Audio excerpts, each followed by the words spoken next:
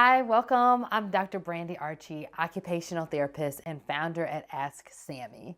And today we're going to dive into the essential strategies for helping to support both a person with Alzheimer's and the family caregivers who are helping them. We're going to focus particularly on memory aids and home modifications. So whether you're a fellow occupational therapist or a family caregiver, there's something for you both in this video to help you as you deal with Alzheimer's. Alzheimer's affects more than 6 million Americans today, and the number is growing rapidly. It's projected to rise to 13.8 million by 2050, which is not that far away.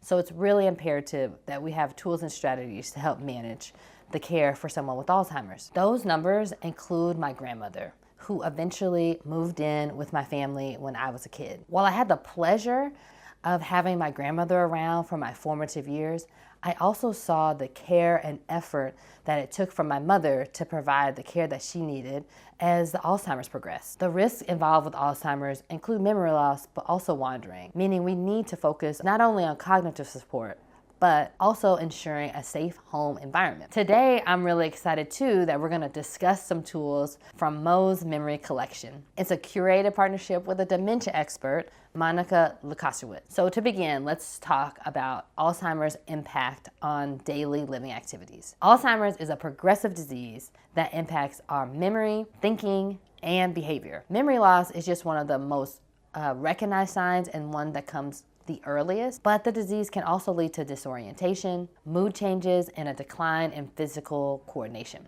According to a 2022 study, at least 60% of people with Alzheimer's end up wandering at least once, which presents significant safety risks, especially if the person actually becomes lost and is also confused. This is why ensuring a safe and supportive home environment is of vital importance, both for the person and the person caring for them. So let's dive into some solutions. And we'll start with memory aids. These are simple tools that help keep a person oriented and be able to remember tasks throughout the day. Day clocks provide all the details needed in order to stay oriented in a simple, easy to read format, where you can see the time, the date, and the weather, which hopefully will keep the person as oriented as possible and feeling a little bit less confused.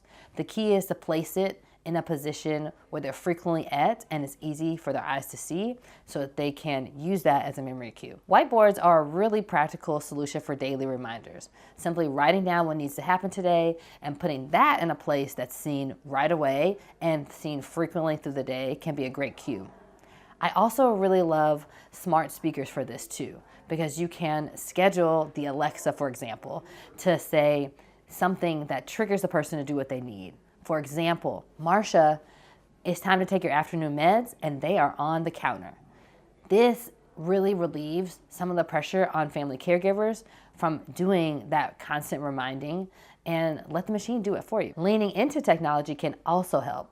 A 2020 study highlighted that using assistive technologies can help to have a person be more independent in managing their daily activities. So home monitors with sensors like Nomo can really help to provide additional data points to the caregivers so that you know what's happening. Are they getting out of the bed? Are they opening the refrigerator? So you can assume that maybe they're eating. Did a door get left open?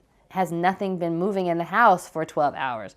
This gives you some insight into what's going on without adding cameras and invading privacy. Plus, the help button is really prominent on the main device and makes it really easy for them to call you or anybody else on the list without having to worry about dialing the phone. Simple labeling around the house can be a really great tool, especially early on with Alzheimer's.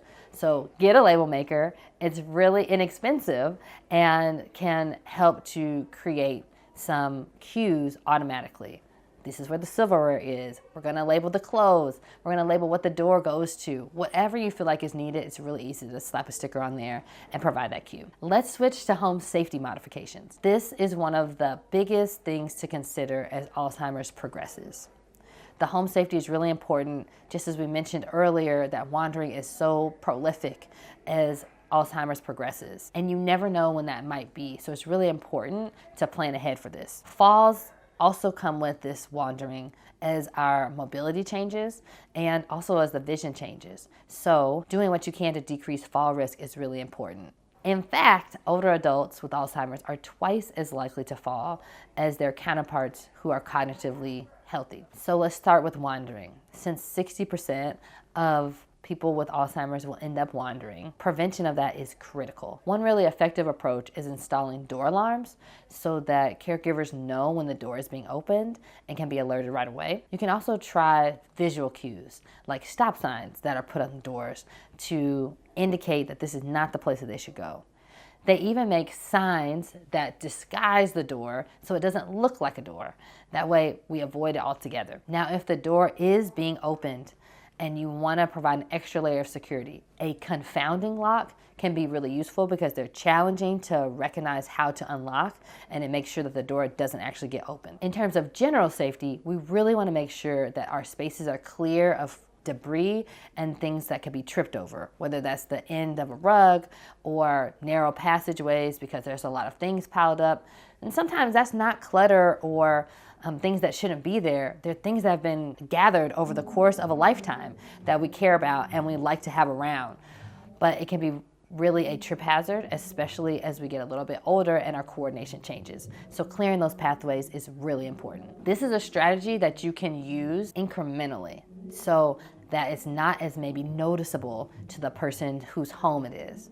So taking away a vase here, pulling up a rug there, maybe moving a piece of furniture. Because sometimes when you make a big change very quickly, that can be really off-putting. But making these small, subtle changes over time can allow for the person to maybe not notice it as much and be more accepting of this big change that you're doing to their space. Lighting also plays a really significant role.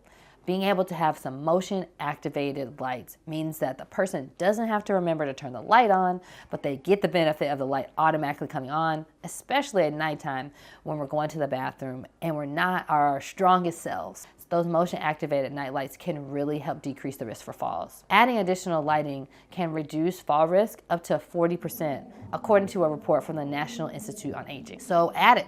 Sensory stimulation is another important piece of the puzzle, and sometimes that part gets left out. While Alzheimer's is changing our cognitive function, it's still really important for our bodies and minds that we get stimulation and engagement. So let's talk about a few ways that you can do that no matter what level the person is at. Tactile objects like fidget blankets and toys, sensory balls, or other textured items can provide a really comforting outlet for people. If your person is wandering, sometimes it's just about having this energy that they don't have a place to focus it towards. So putting something in the hands, especially that has an interesting type of sensation, can help that energy go there instead of wandering around and looking for something else to do that might not be safe for them. Interactive games like Hodie cards are ruleless, so nobody can mess it up and there's nothing new to learn, but provide a way for people to interact together or for the person to be able to do something like sorting on their own and use that energy. Music is one of the most powerful sensory experiences. Familiar songs or even nature sound can stimulate memories and calm agitation and promote cognitive engagement. There are even music therapists that can help you out with this. In fact, research shows that music can significantly decrease anxiety and behavioral symptoms in people who have dementia. So it's definitely worth a try, especially if you know the kind of music that they like. Aromatherapy is another tool that you can use. You can really lean into scents like lavender and chamomile because they promote relaxation to our sensory system. Try using essential oils with diffusers or introduce scents through lotions and bath products. Spending time in nature is also a really great strategy. There's endless things to talk about that don't require memories so that you can have engagement.